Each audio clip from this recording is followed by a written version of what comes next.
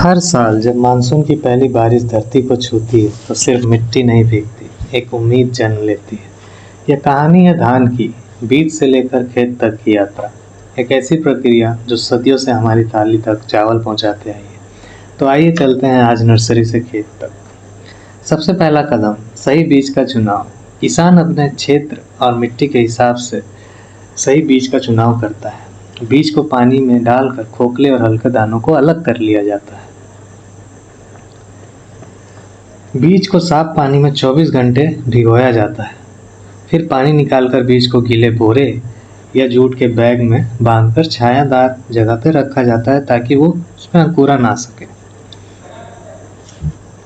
1 से 2 दिन में बीज अंकुरन आ जाता है और वह नर्सरी में लगाने के लिए तैयार हो जाता है। अब बारी है नर्सरी बेड की। मुख्य खेत के एक हिस्से में जो कुल क्षेत्रफल का लगभग 10वां हिस्सा होता है, जमीन को अच्छी तरह जोतकर तैयार किया जाता है, समतल किया जाता है। फिर उसमें क्यारियां बनाई जाती है, करीब 1 से 1.5 मीटर चौड़ी, ताकि हर तरफ आसानी से पहुंच सके। गोबर की खाद या कंपोस्ट मिलाई जाती है मिट्टी को पोषण देने के लिए। साथ ही जल निकासी के लिए नालियां भी बनाई जाती है ताकि जरूरत से ज़्यादा पानी खेत में ना रुके। अंकुरित बीज को खेतों में समान रूप से बिखेरा जाता है, ना बहुत घना ना बहुत बिखरा हुआ।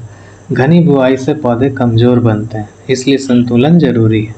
बुआई के बाद हल्की सिंचाई की जाती है ताकि मिट्टी में नमी बनी रहे। अगले 3-4 हफ्तों तक यही नर्सरी एक माँ की तरह इन पौधों को पालती है। समय समय पर हल्की सिंचाई, खरपतवार की निराई और ज़रूरत पड़ने पर हल्की उर्वरक की मात्रा दी जाती है। धीरे धीरे ये नाजुक अंकुर मजबूत होकर हरे पौधों में बदल जाते हैं। जब पौधे 20 से 25 दिन के हो जाते हैं और उसमें 4 से 5 पत्तियां आ जाती है, तब वो रोपाई के लिए तैयार हो जाते हैं। जब तक नर्सरी में पौधे तैयार हो रही होती है, मुख्य खेत भी अपनी बारी का इंतजार कर रहा होता है। खेत के पहले सूखी जुताई की जाती है, फिर पानी डालकर उसमें पडलिंग की जाती है। पडलिंग करने से मिट्टी एकसार और मुलायम हो जाती है और उसमें पानी रोकने की क्षमता भी बढ़ जाती है। साथ ही खरपतवार भी काफ़ी हद तक कम हो जाते हैं।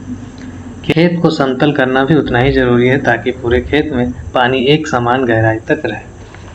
रोपाई से ठीक पहले नर्सरी से पौधे को आसानी से और सावधानी से उखाड़ा जाता है, जड़ों को नुकसान पहुंचाए बिना। फिर जड़ों से पानी धोकर मिट्टी हटाई जाती है और पौधे के छोटे छोटे बंडल बना लिए जाते हैं। यह वही पल है जब महीने भर का मेहनत खेत की ओर चल पड़ती है। अब बारी है सबसे महत्वपूर्ण काम, रोपाई की। किसान कतार में झुककर एक लय में 2 से 3 पौधों का गुच्छा लेकर मिट्टी में गाड़ते हैं। हर पौधे के बीच उचित दूरी रखी जाती है ताकि जड़ों को फैलने की जगह मिले, हवा और धूप हर पौधे तक पहुंच सके। पंक्ति से पंक्ति की दूरी और पौधे से पौधे की दूरी एक छोटा सा गणित आगे चलकर बड़ी उपज तय करता है। खेत में उतरे पानी में झुकी हुई कमर, मिट्टी से सने हाथ, यह वही मेहनत है जो हर निवाले में छुपी होती है। रोपाई के बाद खेत में पानी का स्तर बनाए रखा जाता है, ना बहुत गहरा ना सूखा। अगले कुछ दिनों में पौधे अपनी जड़ें नई मिट्टी में जमाना शुरू करते हैं और जहाँ कुछ देर पहले खाली मिट्टी और पानी था, अब वहीं हरी कतारें, एक नई शुरुआत, एक नई फसल की उम्मीद। नर्सरी की एक मुट्ठी बीज से लेकर खेत की लहलहाती कतारों तक, यह सफ़र सिर्फ खेती का नहीं, धैर्य और मेहनत का भी है। तो अगली बार जब आप चावल की एक निवाला लें तो याद रखिए उसमें एक किसान की सुबह से शाम तक की मेहनत छुपी हुई है।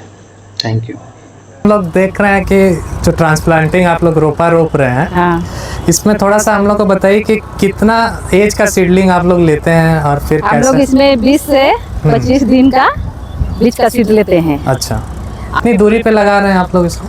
अभी तो हम लोग इसको 15 में लगा रहे हैं, लेकिन हाइब्रिड होता है तो हाइब्रिड को 20 में लगाते हैं। और इसमें एक सीडलिंग लगा रहे हैं कि 1 से 2? 1 से 2 लगा। हाँ। जनरली कि एक सरवाइव नहीं किया तो कैसे आप? एक मान लीजिए एक नहीं हुआ, एक मर गया तो एक दूसरा ही हो जाएगा, उसमें निकल जाएगा, इसलिए। फिर लगाने के कितने दिन बाद इसका देखभाल करते हैं या छोड़ देते हैं? उसके बाद का लगाने के बाद में हम लोग क्या इसमें 4-5 दिन तक यानी कि पानी नहीं रखना है खेत में। अधिक पानी रहने से ये सड़ जाता है बिछड़ा, क्या है कि ये तो छोटा है बिछड़ा, नॉर्मल है।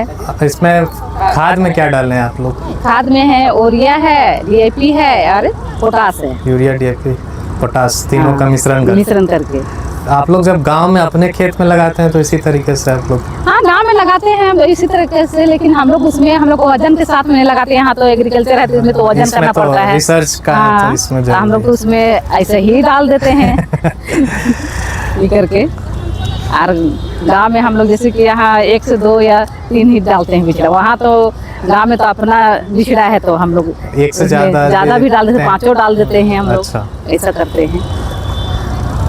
और आप लोग कौन कौन सी वैरायटी धान की लगाते हैं अपने गांव में? गांव में अभी शांति है, फिर पाइनर है। मतलब बेसिकली हाइब्रिड सीड का ज़्यादा आप लोग लगाते हैं? ज़्यादा होता है। आपका गांव कहाँ है? मेरा गांव नगरी है, काके नगरी। काके नगरी में? हाँ। ओके। वहाँ आप धान की खेती करते इस बार हैं। लगा लिया आपने? नहीं लगाए हैं, बिचड़ा किए हैं तो लगाएंगे। अच्छा। बारिश होगी तब। अब बारिश नहीं है। बारिश तो कल हुआ है। हाँ, तो मेरा तरफ बारिश उतना कम था तो मेरा बारिश नहीं, खेत में पानी नहीं है। ठीक है जी, थैंक यू।